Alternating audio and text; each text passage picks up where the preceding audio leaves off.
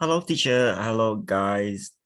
My name is Bol, and today I'm very excited to give everybody a presentation about one popular teaching methodology this day is communicative language teaching. Here we go. So here is my major responsibility for reviewing the principles of CLT. And we are going to discuss about 10 questions which really help us to come to a better understanding of communicative language teaching. Before I begin my presentation, so let's talk about a little bit what is CLT. And is CLT a popular teaching method this day? You know, many language teachers, when you ask them to identify what methodology they use, they often mention communicative as the methodology of choice. However, before I'm going to tell you a little bit more detail, let's discuss the important 10 questions which really can help you understand CLT more deeply and help you gain a better understanding. So let's get started now. So question number 1, what are the goals of teachers who use communicative language teaching, CLT? You know, it's very important for any teachers who use communicative language teaching. What is important, sorry, it's very important for any teacher to know what is the goal of teaching process. So first, when you start teaching, you should identify what is your goal as a teacher. The goal of communicative language teaching is to enable students to communicate in the target language. That is to develop the student communicative competence and their ability to use language in different situations and for different purposes. To achieve the goal, the students need knowledge of linguistic form, meanings, and function. So let's move on to number 2. Here, so what is the role of the teacher? When we talk about the role of the teacher in communicative language teaching, the role of the teacher is responsible for doing different aspects than the role of being teacher-centered. It means that teacher play many roles in classroom teaching. It is not only the teacher who just only give the student instruction or just provide the task for student to do the work. So one of the most important role of the teacher in communicative approach is a communication facilitator.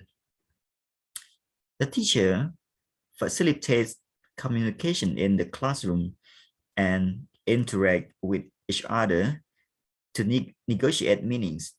So the teacher promotes communication.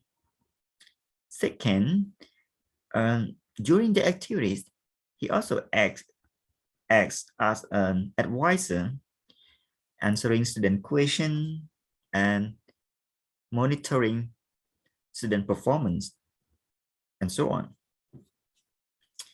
And also the teacher might take some notes of the student error to be worked on at later time during more accuracy-based activity. And we will talk about this point in relation to the student's error a little bit more later.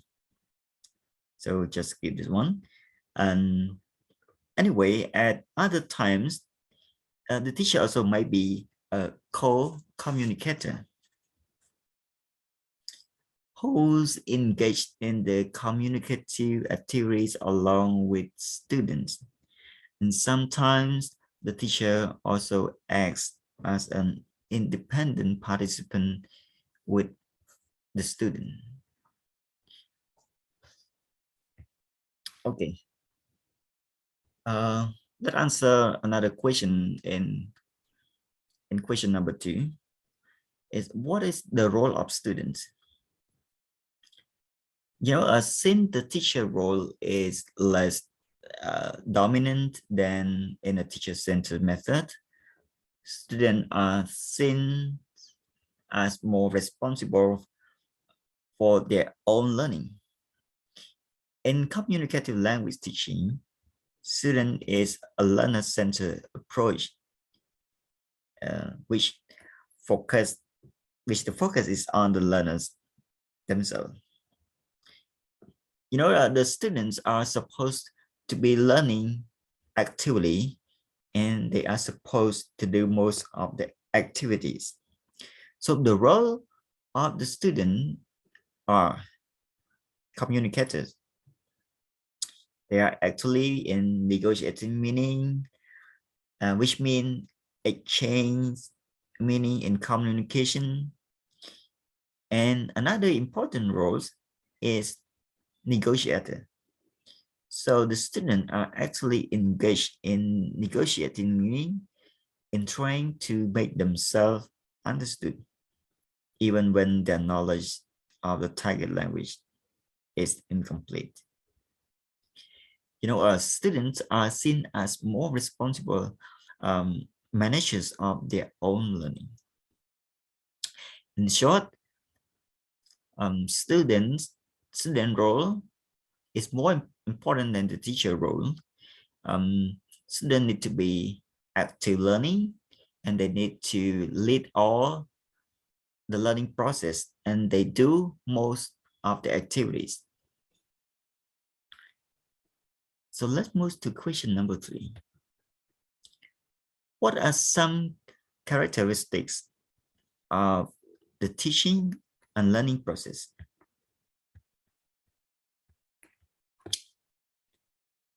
Okay, the most obvious characteristics of CLT is that almost everything that is done with a communicative intent, which the aim to make the students communicate or develop ability to communicate in a meaningful way in a variety of situations and context. The student use language a great deal through communicative activities such as games, role plays, problem-solving tasks, information gaps, etc. And another characteristics of CLT is the use of authentic materials. For authentic material, it is considered desirable to give students an opportunity to develop strategies for understanding language as it is actually used. Finally, collaborations is one of the characteristics of CLT. Be noted that activities in CLT are often carried out by students in small groups. So the implicit assumptions seems to be that students will learn to communicate with purpose by practicing functional and socially appropriate language. So most of the activities are done is with a clear purpose, with a specific purpose in CLT. So let's move to question number 4. So what is the nature of the student-teacher interaction? And what is the nature of student-student interaction? We already mentioned that a communicative approach is a learner-centered approach, number 1.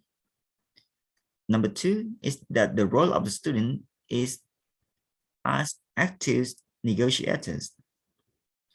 So the students are mostly active. They are the center of the teaching process. Most of the activities are done by the student themselves. That's why we have a lot of student and student interaction, as you see in the picture. So do we have student-teacher interaction? Yes.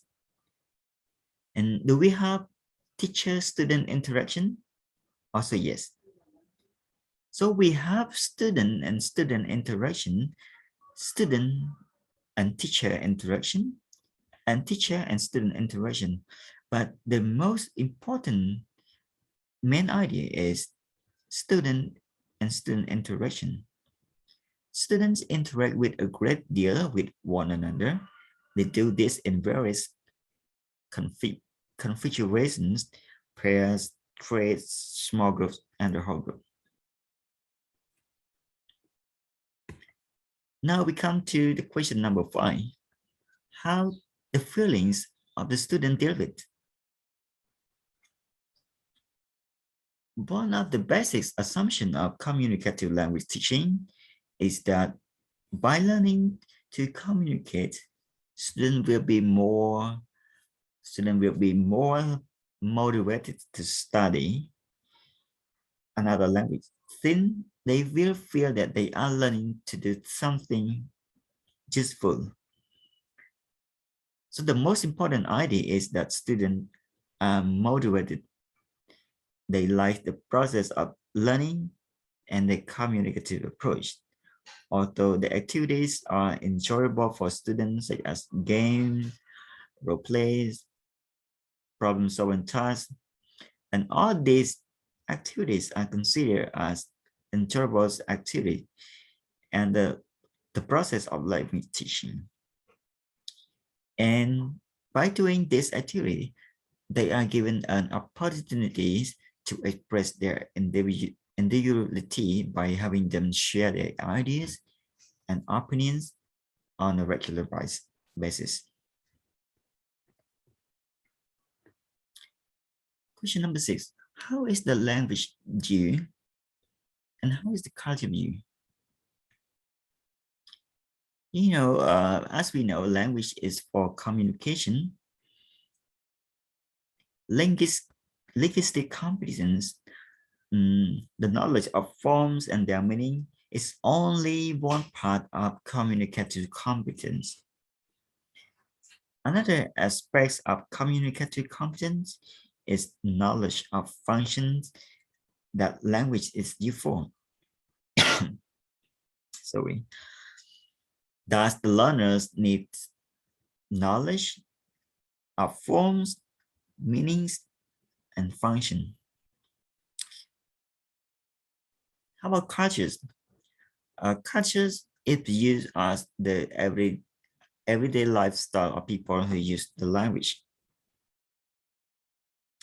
And this is taken from real life situation in order to understand the culture aspects of people who speak the language.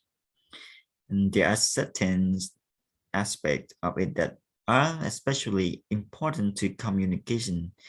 The use of nonverbal behavior, for example, which might receive greater attention in CLT. And also we have the some special expression, gesture, and so on. Now let's move to question number 7. First, we will answer the first question, which is related to the language. Areas that are emphasized. What areas of language are emphasized? Language function may be emphasized over forms. In the ideas of language teaching, we have form and function, which means we have structure and meaning. Some approaches form is emphasized more than function, like in the Oyo methods, and sometimes function is emphasized over, like in communicative language teaching. So the most important idea is meaning and function more than thoughts. For the second question, what language skill are emphasized?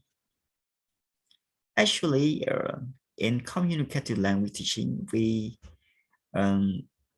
methodology doesn't focus only speaking skill. Actually, the student work on four skills from the beginning.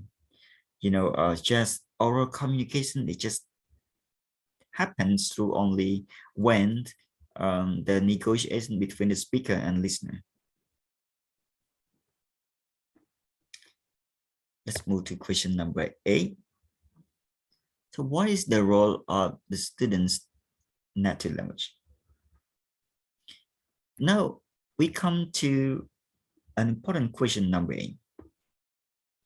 Having good judgment and making decisions use of the student's native language is permitted in CLT. So that's why we might want to know whether we should use the target language all the time or not. However, whenever possible, the target language should be used not only during communicative language teaching, but also for explaining the activities to the student or in assigning homework. The most important idea is that students realize that the target language is a vehicle for communication, not just an object to study. Question number 9. How is evaluation accomplished? In communicative language teaching, teacher evaluates not only his student accuracies, but also their fluencies. The teacher can evaluate his student performance informally in his role as advisor or communicator. Moreover, for more formal evaluations, a teacher is likely to use an integrative test which has a real communicative function in order to assess students' writing skill. For example, a teacher might ask them to write a letter to a friend.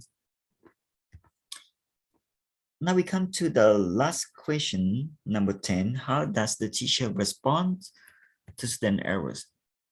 This is also one of the most important questions among the 10 questions for reviewing the principle of CLT.